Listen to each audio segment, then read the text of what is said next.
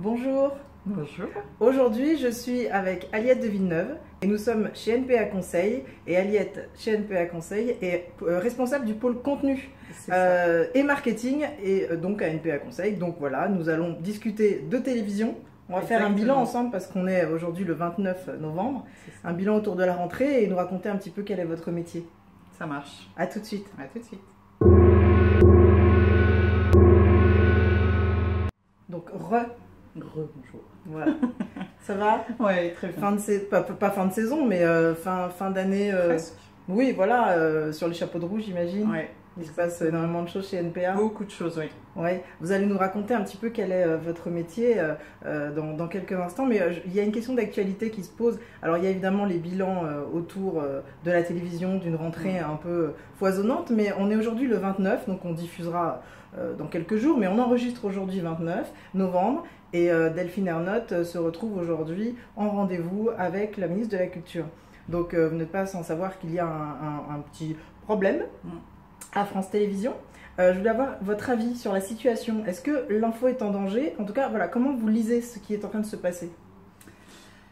C'est compliqué de lire ce qui est en train de se passer parce qu'on n'a pas encore le résultat. Oui. Donc on espère tous que l'info, qui est aussi l'ADN de France Télévisions, ne va pas disparaître comme ça, et je ne pense pas que ce soit le cas. Oui, il y a eu un léger déjà rétro-pédalage hier avec un courrier qui expliquait qu'au lieu de 66 personnes évincées, il n'y en aura plus que 30. Et en tout cas, la programmation de complément d'enquête et de deuxième émission Cache Investigation resterait à la même programmation. Donc, oui, c'est pas si simple que ça, que de dire nous allons faire des économies sur l'information et tout arrêter et tout changer. Non, faire des économies sur l'information, c'est quand même... ce sont des émissions qui fonctionnent bien, ouais, très populaires, qui voilà, traitent de sujets qui sont d'actualité, enfin, c'est leur objectif, et qui sont, comme je le disais, qui font partie de l'ADN de France Télévisions. Des émissions plus ou moins nouvelles, mais qui ont trouvé leur marque et qui répondent à une volonté justement aujourd'hui d'avoir des chaînes de télévision qui traitent de l'information avec des journalistes compétents, avec voilà, une vraie force journalistique derrière qui représente bien l'émission et la chaîne. Et la chaîne, justement, alors pour une histoire de chaîne qui est importante, on entend ici et là depuis quelque temps que peut-être dans le futur, les chaînes ne seront plus que des canaux de diffusion et ils vont externaliser toute leur fabrication. Quel regard vous avez là-dessus? Parce que c'est important d'avoir une chaîne qui a une trace et une marque. Exactement. Nous, aujourd'hui, on parle de marque chaîne. C'est important aujourd'hui d'avoir des chaînes qui sont puissantes, qui ne sont pas uniquement des tuyaux, où on fait passer des programmes. C'est aussi des chaînes qui doivent créer, qui doivent être puissantes en termes de création dans le paysage audiovisuel actuel. Donc elles doivent être présentes à la fois en linéaire et sur Internet, mais aussi proposer leur création, que ce soit sur le linéaire et sur Internet. Bien sûr. Également. Une chaîne aujourd'hui, c'est sa force créatrice, c'est ce qui fait aussi c'est ce qui fait qu'on communique sur elle, qu'elle représente quelque chose. Ces programmes, ces animateurs, elle s'appuie là-dessus, et plus elle crée, plus elle montre justement qu'elle a une proposition éditoriale particulière, une patte particulière, des animateurs qui lui correspondent, et c'est important justement que la chaîne ne soit pas uniquement un tuyau de diffusion. Sinon M6 par exemple, pour prendre une chaîne forte avec des animateurs forts, ne serait pas ce qu'elle est aujourd'hui. Ce n'était juste que des diffusions de production externalisées en fait. Oui, exactement. Donc il y a un petit danger à France Télévisions si on veut aller vers cette économie-là. Voilà, exactement. La patte de la chaîne reste quand même importante, même si aujourd'hui les programmes et les animateurs font la différence. La chaîne aujourd'hui a son mot à dire, et sa présence, sa patte, sa communication est importante. Alors justement, il y a eu donc plein de nouveautés sur France Télévisions l'an passé, mais cette année aussi. Parce que toute la programmation des après-midi ont été transformées et changées. Aujourd'hui, chez NPA Conseil, vous considérez ces après-midi, est-ce que c'est un retour intéressant par exemple de Sophie Davant? Qu'est-ce qu'on peut dire sur Daphné Burki ou sur la première partie de l'après-midi avec Faustine Bollaert? Oui, c'est un retour intéressant qui commence à se structurer petit à petit. On voit bien les tendances en termes d'audience sur ce qui fonctionne moins bien. L'arrivée de Faustine Bollard en début d'après-midi, elle a fait revenir, mais Frédéric Lopez l'avait fait un petit peu les saisons précédentes, elle a fait revenir la patte de la rue, ce qui se faisait dans toute une histoire par la suite, dans les après-midi. Donc ça, je pense que ça correspond à France 2, ça correspond au public. Sophie Davant, voilà, c'est une incarnation pour France 2, elle est dynamique, elle correspond bien à son nouveau programme. C'est un nouveau format qui dynamise les après-midi, donc c'est une bonne chose. Après, les jeux des après-midi fonctionnent bien. Alors n'oubliez pas les paroles, c'est un succès très bien, grandissant. Là, c'est une vraie marque programme pour la chaîne, et le jeu, tout le monde a son mot à dire, commence à progresser petit à petit. Donc les après-midi se structurent. On commence à y voir plus clair dans les audiences, dans les progressions, et à mon avis, ça va continuer. Oui, donc il faut être optimiste. On a eu peur parce qu'on s'est dit, parce qu'elle a tout changé, donc elle égale Delphine Ernotte, elle a tout changé une première fois, elle doit tout changer une deuxième fois. Mais là, finalement, laisser sa chance au produit ou même tenter une aventure risquée comme celle-là, ça commence à payer. Oui. De toute façon, modifier toute une après-midi de nuit, c'est toujours très risqué. Ça se fait très rarement. C'est culotté. C'est culotté. France 2 l'a fait plusieurs fois. Voilà, maintenant il faut patienter un petit peu et voir un peu ce que ça donne dans les prochains mois. Exactement. La fiction, justement, vous me parliez de l'Access. Il y a une fiction qui a démarré cet été, et c'était une bonne idée de la faire démarrer cet été, c'est Demain nous appartient. À la rentrée, il y a peut-être une petite érosion d'audience, mais cette série, justement, cette fiction, vous l'avez regardée, vous en pensez quoi sur la fabrication par rapport à une série comme par exemple Première Chance qui avait été un four? Oui. Alors, c'était un pari pour TF1, un pari intéressant, parce que auparavant, TF1 diffusait des jeux sur la case. Donc, ça a bien pris, ça a été lancé en juillet, c'était une super idée, lancer ça en juillet, donc ça a été un succès en juillet et en août. Ensuite, la force de ce programme, c'est le côté feuilletonnant, évidemment. Tout comme Plus belle la vie. Voilà, il y a des cliffhangers intéressants à chaque fin d'épisode. Donc voilà, c'est une série feuilletonnante qui prend bien aussi parce qu'il y a un casting intéressant, parce qu'il y a des paysages intéressants. C'est ce qui fait la force de ces séries quotidiennes aujourd'hui. Et donc cette série a pris ses marques petit à petit, dans le sens où il y a une certaine stabilité des audiences. Oui, on est à 3 millions aujourd'hui et 60 nouveaux épisodes ont été commandés. Exactement. Ça, a priori, ça devrait aller jusqu'en mars. Ça va aller jusqu'en mars. Ensuite, on va voir un peu ce que vont donner les audiences. Mais bon, si ça continue de bien fonctionner, ça devrait finir la saison tranquillement. Donc c'est un pari, on va dire, réussi pour la nouvelle direction de TF1. Exactement. Tout en précisant qu'évidemment, ce succès, il est dû aussi aux audiences en replay. Oui, important le replay, bien sûr. Important de un mot là-dessus. Parce que c'est le cas aussi pour Plus belle la vie.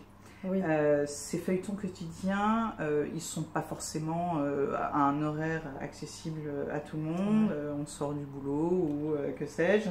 Donc de pouvoir les regarder en replay, c'est vraiment... c'est aujourd'hui, parce qu'on voit... en fait, ce sont des audiences qui aujourd'hui sont intégrées dans les calculs de médiamétrie. Donc on voit bien la force du replay aujourd'hui. Et c'est du changement de consommation quotidien. Voilà. Demain nous appartient, Plus belle la vie.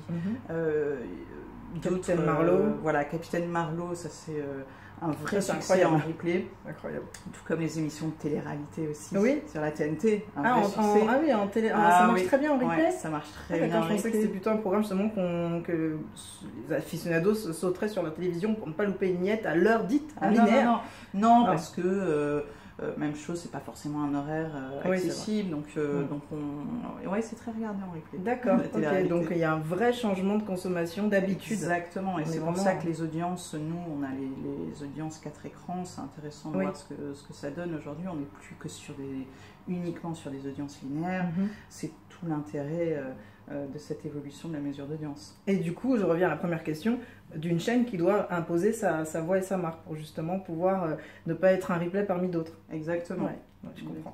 Alors, il y a un match, alors on dit la match et le guerre des access qui concerne Yann Barthès et Cyril Hanouna. On est à 4 mois maintenant d'un changement parce que ça fait 4 mois que Yann Barthès gagne quasiment tous les soirs cette fameuse bataille. C'est pas le même contenu. Qu'est-ce que vous pensez de ces deux émissions Non, c'est pas le même contenu. De ce terme guerre. C'est une bataille, c'est une guerre parce que en termes d'audience, ils sont très proches. Oui. Honnêtement, ils sont l'un derrière l'autre. C'est voilà, c'est extrêmement proche. Et puis c'est en termes d'horaire, c'est juste en face. Et ce sont deux chaînes de la TNT. Oui. Donc c'est pour ça que c'est une guerre parce qu'on les compare l'un à l'autre. C'est ce qu'il y a de plus simple. C'est le même type de format. C'est le même type de format. Et en effet, ce que vous dites, c'est qu'il y a beaucoup de différences en termes de public, en termes de structure d'émission. En termes d'incarnant, on n'est pas du tout sur le même type d'incarnant. On a d'un côté sur TMC un quotidien qui est un magazine d'infotainment avec des rubriques, un séquençage bien précis et un public assez large finalement qui est celui de TMC et Touche pas mon poste qui a un public alors certes un peu plus jeune quand même que celui de quotidien, mais pas si jeune que ça. Pas si jeune. On a vérifié, on a vu, c'est étonnant. Exactement. Pas si jeune que ça, et des chroniqueurs, un animateur.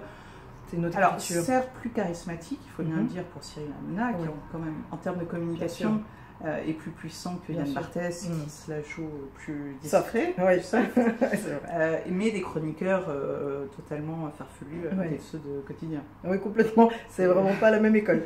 C'est deux salles, deux ambiances, pour reprendre un terme de Cyril Hanouna, justement. Il y a aussi peut-être un bad buzz qui a eu lieu l'année dernière que Cyril paye aussi aujourd'hui, parce que c'est vrai qu'il y a un changement de leader, en fait, mais qui est quotidien, tous les jours, quotidien, sans vouloir faire exprès. Et devant, est-ce que parfois vous pensez que le bad buzz aujourd'hui peut faire du mal à une émission? C'est pas tant le bad buzz, je pense que... Enfin, il y a eu une conséquence au bad buzz. Oui. C'est qu'il a changé... Hanouna a voulu changer le contenu de son émission. Oui. En faire quelque chose de plus, davantage dans l'analyse des médias, des programmes, etc. Bon, au final... ça a duré au mois de septembre. Hein. Voilà, au mois d'octobre, on était reparti avec des œufs. Divertissement. Mais en termes de chroniqueurs, par exemple, d'avoir Rachid Arabe dans les chroniqueurs, d'avoir des... Enfin, voilà, il y a eu un changement pour... Ménez. Ouais, mettre un peu plus de sérieux, entre guillemets, dans l'émission. On n'y est pas encore tout à fait, mais... On approche. Voilà, le bad buzz a eu une conséquence. Oui.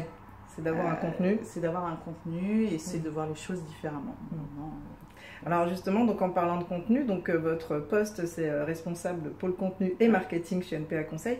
Donc ça veut dire quoi? Votre journée commence comment et elle se termine comment? Ma journée commence avec les audiences. Ah, 9h, voilà. 9h01. Voilà, exactement. Exactement, 9h01, on regarde les audiences. Oui. On décortique les audiences. On a notre daily content qui est envoyé à nos clients tous les matins pour leur donner les audiences. Donc ça, on suit ça de près. Ensuite, c'est l'actualité. On lit la presse média de A à Z. Ah oui, tout. Tout. On lit tout, on est des aficionados de l'actualité des médias. Et ensuite, on a dans le pôle contenu, on a différentes missions. En fait, on s'appuie sur différents outils qui sont... On a un baromètre 360 de visibilité des programmes. D'accord. Ce baromètre, en fait, on a quelqu'un qui lit tous les journaux, télé, toute la presse qui parle des médias. Tous ces articles, ils sont lus de A à Z pour voir de quoi ils parlent, de qui ils parlent, concernant les médias. Et donc on remplit une base de données, ce qui nous permet de voir vraiment la visibilité des uns et des autres, des programmes, des animateurs, des chaînes. Donc ça, on a vraiment une spécialité sur la visibilité et la communication des chaînes, des programmes, des animateurs. Ensuite, alors on a d'autres outils, on travaille sur les réseaux sociaux, sur les programmes qui sont présents sur les réseaux sociaux, les animateurs, les chaînes, comment elles se comportent, qu'est-ce qu'elles postent. Quels sont les animateurs qui fonctionnent sur les réseaux sociaux. Donc on développe énormément d'outils qui sont en lien avec le numérique parce que évidemment on est le pôle contenu, mais on prend aussi avec les chaînes et les programmes, le virage du numérique. Bien sûr, ça est très important. Voilà, c'est important aujourd'hui de considérer un programme à la fois en linéaire et sur Internet. Oui, c'est le transmédia ou cross-média. Oui, c'est un terme précis pour ça. Voilà, on change tous les ans, je sais plus trop. Exactement, multiplateforme. Voilà, c'est ça, d'accord. En tout cas, la mutation, faites attention à cette mutation. Exactement, le virage numérique. Ouais. Virage. Exactement. Très bien. Transformation. Mais transformation, c'est un terme un peu galvaudé aujourd'hui. D'accord. Transformation de tout. Non, on a pris le virage numérique et c'est important pour nous justement d'avoir des outils qui permettent de mesurer la place aujourd'hui des contenus dans l'audiovisuel français, que ce soit en termes de communication, que ce soit en termes de performance sur les réseaux sociaux. Là, on a développé également un outil pour mesurer l'importance de chacune des chaînes thématiques. Ah oui, au-delà des audiences du Médiamat thématique, comment les mesurer autrement, comment regarder voilà, quelles sont leurs importances aujourd'hui dans le paysage audiovisuel, donc à travers justement leur place dans les réseaux sociaux, leur visibilité, leurs applications. Ah oui, en effet, donc vous êtes extrêmement précieux pour les diffuseurs. Exactement. Oui, parce que tout ça, le diffuseur ne peut pas le faire. Ils ont des services études. À France Télévisions, il y a un service études, mais ça n'a rien à voir avec ce que vous pouvez proposer. Alors, il y a des choses qu'on ne propose pas aux chaînes, parce que justement, elles le font très bien avec leurs services d'études. Mais on travaille avec les producteurs également sur leurs audiences. Est-ce que leur programme marche pas? Pourquoi aussi vous apportez des solutions aussi? Exactement. On regarde aussi ce qui fonctionne à l'étranger. Oui, donc il y a de la veille. Intéressant, il y a de la veille. Donc il y a des audiences, on les travaille toute la journée. Et il y a de l'analyse justement de ce qui se passe sur le numérique, sur les plateformes de replay, sur comment justement séquencer, construire une émission pour qu'elle soit adaptée au numérique. Très bien. Voilà.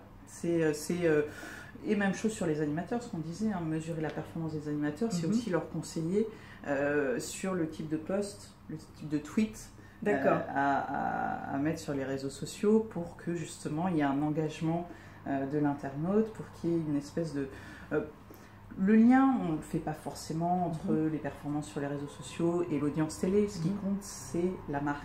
La marque animateur, la marque programme, la marque chaîne. D'accord, d'être reconnaissable et tout de suite identifiable. C'est ce qui est le plus important, parce qu'il y a tellement de marques aujourd'hui, avec le développement de la TNT et Internet, que... Très bien. Donc, voilà, donc on a compris ce que fait NPA Conseil, qui existe depuis combien de temps maintenant? Ça fait longtemps. Ça fait longtemps. Ouais, c'est ça, parce que c'est une marque. Non, parce que c'est une marque, pour le coup, qu'on connaît bien. Oui, mais on a fêté les 15 ans, je crois. D'accord. Je ne voudrais pas dire de bêtises. Ouais, en tout cas, voilà, donc il y a un vrai savoir-faire dans le domaine. Voilà, donc rendez-vous sur le site internet. Il y a une étude qui vient d'être faite justement sur le bilan top, flop. Donc on le mettra en ligne sur La Ruche Média. Comme ça, vous pourrez voir de quoi il s'agit. Et je remercie beaucoup Aliette de Villeneuve de nous avoir rencontrés aujourd'hui. Ouais, c'est gentil. Merci. À très bientôt. Au revoir.